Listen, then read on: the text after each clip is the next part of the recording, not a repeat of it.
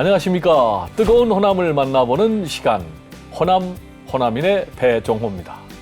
힘을 동반하지 않는 외교는 열매가 없고 외교를 동반하지 않는 힘은 지속력이 없다. 1980년대 평화적인 외교로 냉전을 종식시키고 인류 화합에 큰 기여를 한 전 미국 국무장관 조지 슐츠가 남긴 명언입니다.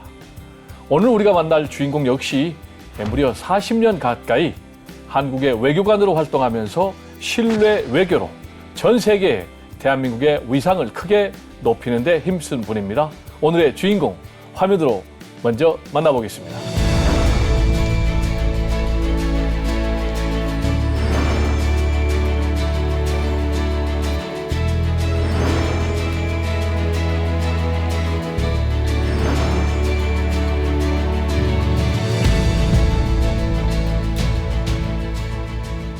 네, 대사님 안녕하세요. 예, 반갑습니다.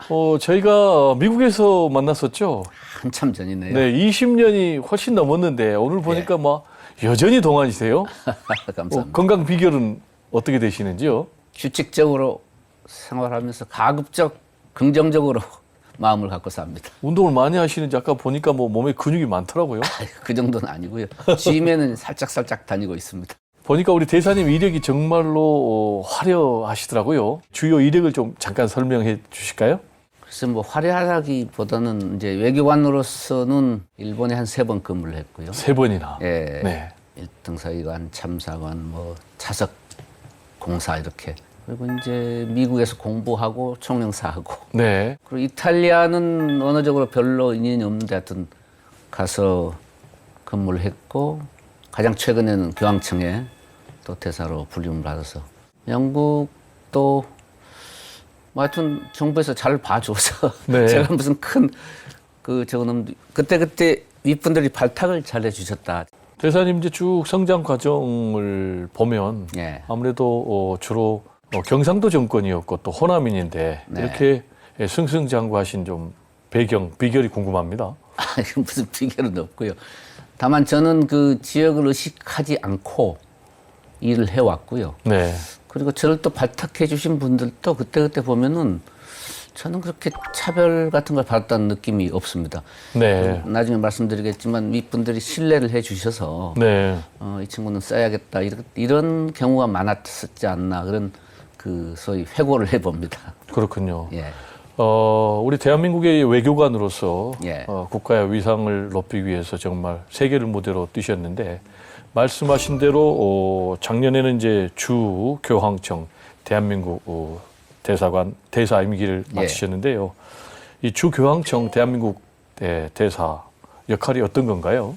엑스트라로 가외로 했는데 사실 네. 60세가 지나서 그 마지막으로 영국 대사를 끝으로 영국 여왕 즉위 60주년쯤도 끝나고 다 잘 끝났는데 은퇴를 했지요. 네. 은퇴하고 성균관대에서 가르치고 있다가 우리 한국 주교협의회가 있습니다. 네. 그때 대통령실에서도 그렇고 혹시 교황이 초청이 있다면 방북할 가능성이 있다. 네. 이런 이제 관측들이 있었는데 물론 네. 이제 쉬운 일은 아니죠. 초청장이 네. 있어야 되니까. 그래서 좀 경험 있는 사람이 가 있으면 좋지 않겠나 네. 하는 공감대가 있었던 것 같습니다. 네. 근데 제가 마침 이제 이태리 말도 좀 하지만 네. 캐톨릭이라 네. 누가 적극적으로 추천을 했던 것 같습니다. 그래서 아주 종교적으로는 큰 은혜를 받았다 이렇게 생각을 해도 되겠습니다. 외교관 직업에서 은퇴를 하셨는데 예. 8년 만에 다시 픽업을 받으신 겁니까? 교황님은 단독으로도 제 기억에 3번 그리고 여러 사람하고 같이 공동으로도 수없이 뵙고 미사도 자주 가고 미사는 네. 이제 교황님이 주최하는 미사는 대사들은 의무적으로 참석을 하니까 네. 역시 단독 면담 이런 걸 통해서 보면 인상은 종교 지도자로서 제가 이런 말 드리기 할지 모릅니다만 어린아이 눈이었어요. 아주 천진한 어른의 눈이 아니고 영성이 대단하시네요. 네, 어린아이가 아주 잔잔한 제 손자를 보는 듯한 제 손자가 지금 8살입니다. 아주 잔잔하고 꼭 어린아이 눈이에요. 특별한 만남이었다. 첫 만남이 아주 큰 인상으로 기억하고 있습니다. 교황의 방북 문제가 계속해서 이슈가 됐지 않습니까? 예. 아직까지는 현실화 안 됐는데 예. 앞으로 교황이 북한을 방문할 가능성 어떻게 전망하십니까? 현 정부에도 제가 보고를 했습니다만은 그 일각에서는 이제 정치적으로 이용된다 하는 그런 걱정도 하죠. 네. 그런데 제가 이제 교황청 대사로서 활동할 때 보니까 이 정부에도 지금 이제 문서로서 제가 잘 보고를 했습니다만은 지금 교황은 특히 그 세계적으로 가장 사람들이 힘들게 사는 곳, 네. 선진국은 안 갑니다. 네. 예를 들면 이태리에 계시지만 영독불은 지금 10년이 지나셨는데 네. 한 번도 안 가셨어요. 그리고 뭐 파푸아 뉴기니아, 네. 동티모르, 뭐 콩고, 몽골 작년에 이런 식으로 아주 어려운 지역 그리고 소외된 사람들이 많은 지역에 관심이 많고요. 저랑 대화를 해보니까 북한은 인간의 고통이 가장 심한 곳 중에 하나다 이런 인식이 네. 강하게 있으셨어요. 네. 그래서 초청이 만약 있다면은 네. 상당히 누구보다도 더 적극적으로 고려하실 그 정도의 그 가련한 마음을 가지고 계셨습니다. 네. 지금부터는 이제 우리 대사님의 좀 삶을 키워드 중심으로 좀 우리가 살펴보려고 하는데 첫 번째 키워드가 보니까요. 성실과 신뢰입니다. 성실과 신뢰, 그게 인생을 관통하는 자산이 아닐까 이렇게 생각을 합니다. 인생의 자산. 예, 네. 제가 그 은행원에서 외교관이 되고 외교관으로서 나름대로 성공했다면 이렇게 주변에서 그렇게 얘기를 하는데 이분들이 발탁을 해주신 것도 믿기 때문에 경력 중에서 좀 스스로 자랑스럽게 생각하는 것은 외교관이 된 다음에 군대를 갔는데 그 당시 물론 뭐 시중에서는 뭐 군대를 안 가려고 노력하는 사람도 많았습니다만 저희 아버지가 공무원이 군대를 안 가면 한국에서 누가 군대를 가느냐 하는 강한 생각이 있었고 저도 아주 100% 동의해서 해병대 장교, 전투 장교로 갔다 왔습니다. 그래서 그건 제가 단기적으로는 좀 손해를 봤는데 승진 이런 거 할 때 장기적으로는 굉장히 그 자부심 그리고 주변의 신뢰를 얻는데 상당히 큰 역할을 했다 이렇게 생각합니다. 대사님 쭉 성장 과정을 보니까요. 상고를 나오셨어요. 예. 굉장히 이제 좀 독특한 이력인데, 그러니까 이제 더 입지전적인 그런 삶을 살아오셨는데, 상고 나와가지고 대학에 또 진학하고, 예. 바로 또 취업을 또 한국은행에 했습니까? 포상고 나와서 그때 산업은행, 네. 국책은행이죠. 그때 산업은행에서 특채를 해가지고 마침 본점에서 근무를 할 기회가 있어서 네. 바로 야간 대학인 그 성균관 대학교에 들어갔습니다. 그래서 네. 마침 그 4년 공부를 쭉 하고 졸업하면서 어떻게 그냥 운 좋게 시험이 됐습니다. 그래서 그 다음부터는 외교관 길을 쭉 걸었습니다. 성대는 이제 법학과를 가셨잖아요. 예. 언제부터 어떤 이유로 외교관의 길을 가야 되겠다라고 마음을 결심하셨는지요? 저는 그 철이 들면서 대학을 다니면서 그런 생각을 했습니다. 대한민국은 한반도를 벗어나는 사고를 가져야 희망이 있는 나라다. 네. 그리고 실제 행동도 그렇게 해야 된다. 네. 영어로 얘기하면 Beyond the Korean Peninsula. 네. 영어를 써서 죄송합니다만 그런 사고로 우리 국민이 살지 않으면은 안 된다. 그게 성공의 지름길이다. 그렇군요. 그렇게 생각을 했습니다. 대사님께서 이제 고향이 목포다 예. 이렇게 말씀하셨는데요. 예. 고향 목포 예. 떠오르는 추억이 있을 것 같은데. 제가 19세 목포상고 졸업할 때까지 살았으니까 네. 71년도에 떠났는데 유달산을 매일 바라보면서 한 3시간 가까이 걸었던 것 같아요. 네. 왕복을 많이. 옛날에는 뭐 차도 안 타고 유달 초등학교 나오셨습니까? 예, 옛날엔 유달국민학교였죠. 유달산 정기라는 그 우리 교가에도 나옵니다만 그 정기를 사실은 많이 받았다고 받았다. 그 유달산 꼭대기를 보면서 그 일등봉. 구름 위에 탁 일등바위가 솟아있을 때 저 바위를 넘어서 저기 백두산도 넘어가겠구나 하는 막연한 상상력, 네. 자연이 주는 그 힘이 저는 남아있다고 봅니다. 그렇군요. 그리고 또 하나의 추억은 지금 시간이 많이 흘렀습니다만은 제가 전쟁 중에 태어났는데 1922년에 그때 전쟁 과가 많았어요. 그렇군요. 뭐 시대적인 아주 어려웠죠. 아픔이라고밖에 예. 말씀을 우리가 드릴 수밖에 없는데 보니까 아까 해병대 얘기 하셨잖아요. 예. 보통 외무고시까지 합격하면은 네. 해병대를 굳이 자원할 필요는 없잖아요. 해병대 자원하신 건가요? 그렇습니다. 어려웠어요. 그것도 이제 그 전투병과라서 보병이었는데 네. 해병대 제 동기가 77년 봄에 가서 여름에 임관한 해병대 친구들이 154명인데 뭐 고시하고 일반 뭐 보급 이런 병과는 간 사람이 있지만 네. 저처럼 전투병과 온 사람 처음이라고 그러면서 그렇군요. 저는 뭐 특별한 자랑할 거 없습니다만은 그냥 할 거면은 네. 확실하게 하자.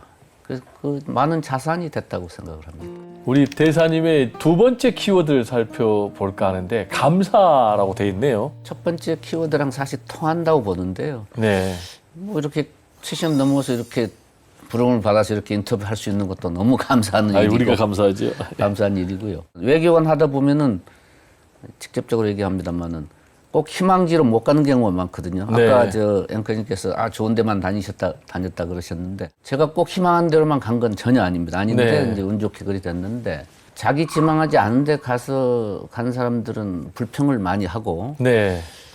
그 임무를 해체하는 경우를 많이 봤는데 그건 잘못됐다고 봐요. 공직자가 되려면은 무슨 일을 맡기든 나라에 감사하고 열심히 해야 된다. 이런 생각이 아주 저는 많습니다. 그래서 그런 감사의 정신이 결국 관리로서도 뭐 약간의 성공을 할 수 있는 밑거름이 된다. 저는 그렇게 확신을 합니다. 좀 여담입니다만은 제가 처음에 90년대 중반에 이탈리아에 갔을 때 영어 지역을 가고 싶어 했는데 네. 한 20년, 외교관 돼서 20년 됐는데도 영어 지역을 못 갔었어요. 네. 일본만 다니느라고.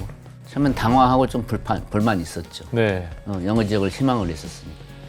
근데 가서 뭐 워낙 문화적으로 풍부한 나라기도 하고 가서 말을 열심히 배우면서 하다 보니까 이렇게 좋은 데가 없더라고요. 그래서 나라에 감사하면서 네. 제가 교황청 대사로 나중에 뭐 은퇴 후에 또 갔습니다만은 그때 제가 좀 이태리 말도 아주 유창하진 않지만 제법 했다는 평을 받았었나 봐요. 그렇죠. 그러니까 이 사람이 가면은 잘한다.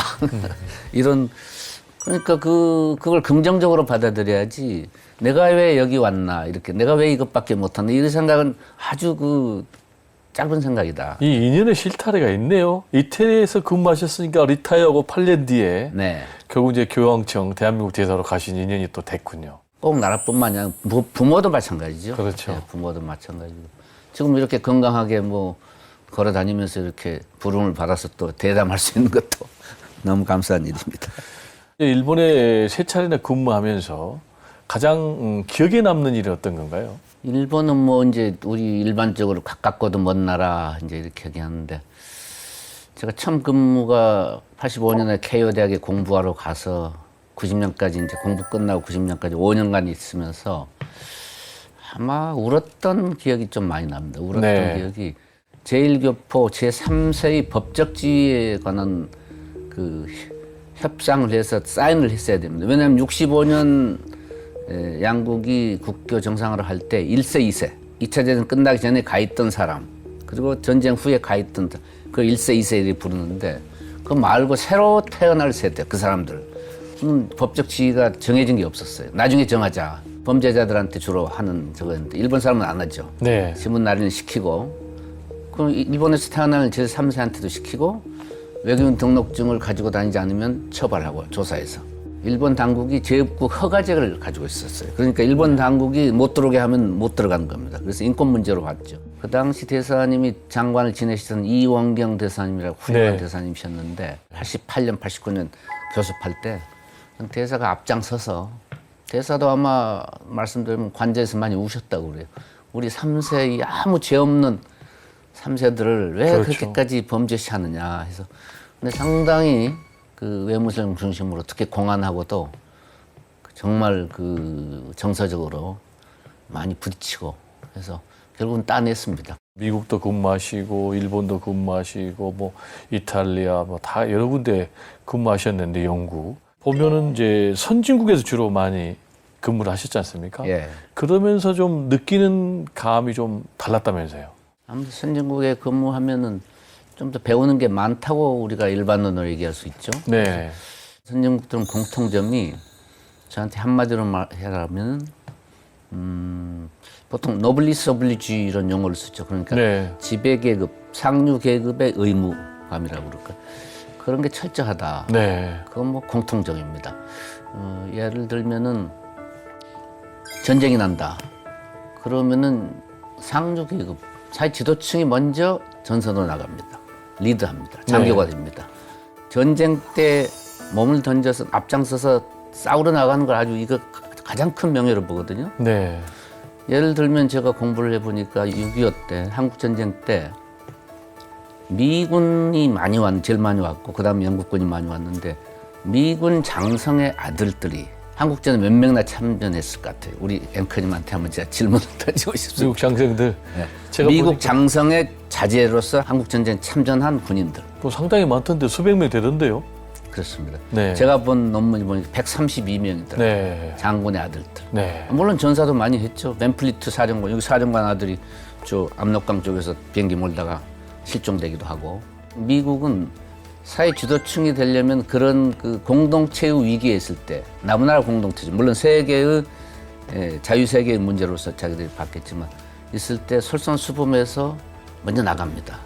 극단적인 의식이 상당히 강하다. 엘리자베스 여왕도 뭐 2차 대전 때 예, 뭐 트럭 운전사로. 엘리자베스 여왕도 아주 열심히 했습니다. 네. 그냥 쇼로 이렇게 보여주기로 한 게 아니고 네. 실제 그 군수물자 싣고 트럭 운전수를 하고요. 공주 때죠. 보니까 우리 이제 대사님께서 영국 대사 시절에 예.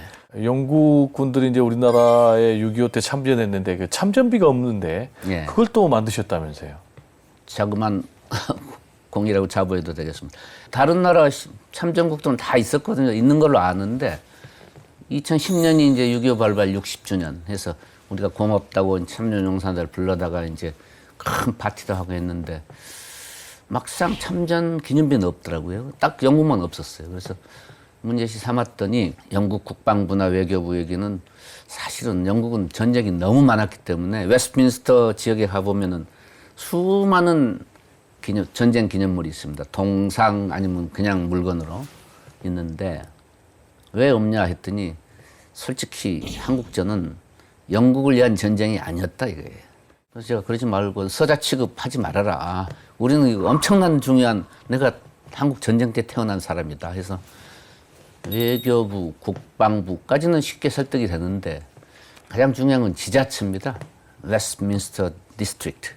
시장을 만나기 어려웠어요. 왜냐하면 내 뜻을 알기 때문에. 네. 떠나기 참 얼마 앞두고 겨우 만났는데 그만큼 포화 상태에 있기 때문에 규제가 심하고요. 그런 거 하나 만들려면 이쪽에서 50년간 관리 계획 같은 거 다 뭐 돈이 얼마 있다 이런 거 다 내야 됩니다. 네. 건국 정부가 전혀 관심이 없었을 텐데 하여튼 만들어냈습니다. 해병 정신으로.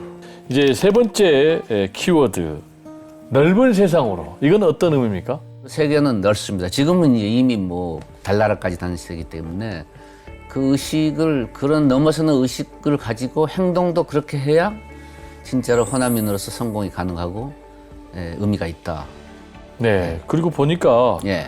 법무부 출입국 외국인 정책본부 초대 본부장을 역임을 하셨어요. 예. 이때도 상당히 의미 있는 성과를 만들어내셨다고요. 어떤 성과였습니까? 2007년으로 기억이 됩니다. 노무현 정부 말기인데 그때 지금 이민청 얘기가 나오고 있습니다만 이미 이제 출산율 때문에 우리나라가 지금 그 노동력 내지는 인구 감소 이런 문제를 아주 고민을 많이 하거든요. 그렇죠. 벌써 20년 전부터 고민을 했어요. 네. 이민청을 만들자 하다가 정권 말기라 빨리는 안 되고 그래서 우선 외교관 정책본부를 만들자 해서 하다 보니까 이제 검사보다는 외교관이 낫겠다. 네. 개방된 외국인 정책을 위해서. 그래서 어떻게 운 좋게 제가 뽑혔어요. 네, 참 잘한 인사였어요. 뽑혔는데 제가 가면서 의미 있는 일을 해야겠다 이런 생각을 많이 가지고 있었어요. 네. 그래서 이제 뭐 매주 도시락 까먹으면서 연구하고 외부 인사를 초청해서 같이 토론하고 학자들 그러면서 크게 잡은 것 중 하나가 국적이 우리가 단일 국적주의가 심했어요. 그 왜냐하면은 병역 문제 때문에 그렇습니다. 네. 미국에 계시다가 아이들을 낳으면 애들이 미국 국적을 속지주로 따는데 복수 국적이 되지 않습니까? 한국하고. 네. 근데 그런 분이 꽤 있는데 병역 관리 차원에서 그 당시 법이 21세 되는 연말까지 선택을 안 하면은 자동으로 한국 국적이 없어지는 법이었어요. 국민 제외법이라는 비판이 많았죠. 그래서 이제 복수 국적 제도를 정착시킨 그래서 건가요? 그러지 말고 그 유연하게 해서 이 복수국적을 갖더라도 한국에서 외국인 행사만 하지 않으면은 군에 가면 된다 이거죠. 네, 군대 가고. 군대 가고 그리고 해외에서 필요한 미국 국적이 있으면 미국 국적 행사를 해도 국익에 전혀 문제가 안 되지 않느냐. 그래서 물꼬를 그렇게 트는데 한 2년 걸렸습니다. 대사님 같은 경우는 뭐 외교관 후배들도 예. 존경하는 선배로 꼽을 것 같은데 외교관은 이런 덕목이 꼭 있어야 된다라는 부분은 어떤 걸까요? 외교관뿐만이 아니고 공직에 있는 사람은 그 일에 이렇게 무슨 일을 맡기든지 옛날 이순신 장군 같은 훌륭한 모델이 있지 않습니까? 그 나라를 위해서 쓰임은 아첨하지 않고 자기 정도로 가서 이렇게 하는 그런 공직관이 중요한 것 같고 또 하나 외교관은 역시 역사관이 저는 굉장히 중요하다고 역사관. 역사관. 우리 한반도에서 이루어진 역사를 책 한두 권으로 다 알 수가 없습니다. 그건 불가능한 일입니다. 역사를 계속 관추해서 봐야 되고요. 제가 보기에는. 그리고 이제 세계의 문제, 세계사. 그런 역사관이 없으면은 미래를 위한 통찰, 미래를 위한 그런 뭐 자유, 인권 문제 이런 데 대한 확고한 신념이 나오기 어렵다고 봅니다. 그래서 그런 저한테 꼽으라면은 역시 공직관, 철저한 공직관하고 아주 역사에 대한 깊은 이해. 그래야 미래를 볼 수 있다. 이 두 가지를 꼽고 싶습니다. 네. 좋은 말씀을 듣다 보니까요. 예. 이제 벌써 마무리할 시간이 다 됐는데 우리 그 호남, 예. 호남이 시청자분들에게 예. 꼭 드리고 싶은 말씀이 있다면 어떤 말씀이 예. 있을까요? 저도 뭐 만 19살까지 목포에서 성장했습니다만 남쪽이 지기가 좋다고 그럽니다. 그건 이제 기본적인 얘기고 역사를 보면 다시 호남에서 아주 좋은 인물이 많이 났거든요. 임진왜란때는 김덕령 장관, 물론 우리 이순신 장군이 유명한 얘기를 했지 않습니까? 양무 호남 시무 국가. 호남이 없었으면 나라 없었다고 아주 열심히 나라를 지켰고 그리고 일제시대에도 그 김성수 같은 분도 국내에서 아주 나름대로 열심히 하시고 송진우 같은 분도 담양분인가 그러는데 그분은 난 저평가됐다고 봐요. 네. 1945년 12월 말경에 암살당하셨는데 홍알부 사장도 하시고 그런 훌륭한 지사들이 꽤 있었습니다. 초대 대법원장인 김병로, 가인 김병로 같은 분들. 그래서 이 호남인들이 지기가 좋기 때문에 생각을 호남을 넘어서서 나라 전체 그리고 또 세계를 향해서 얼마든지 뻗어나갈 수 있는 그런 기계를 좀 더 크게 하셨으면 좋겠다. 제 아버지 고향이 화순입니다. 또 어머니 고향 어촌, 도초라는 데가 있는데 거기서 계속 왔다 갔다 하면서 자랐는데 호남이 주는 특별한 자연, 그 자연이 주는 그 힘이라고 그럴까요? 그래서 오늘날까지 저를 바치는 기둥이 됐다. 이런 생각을 합니다. 네. 오늘 호남인에서는요, 추기호 대사님을 모시고 여러 가지 얘기를 나눠봤는데요. 진정으로 나라를 사랑하는 애국의 마음이 가득 느껴지는 그런 시간이었습니다. 호남인 다음 시간에 더 좋은 모습으로 다시 찾아뵙겠습니다. 감사합니다.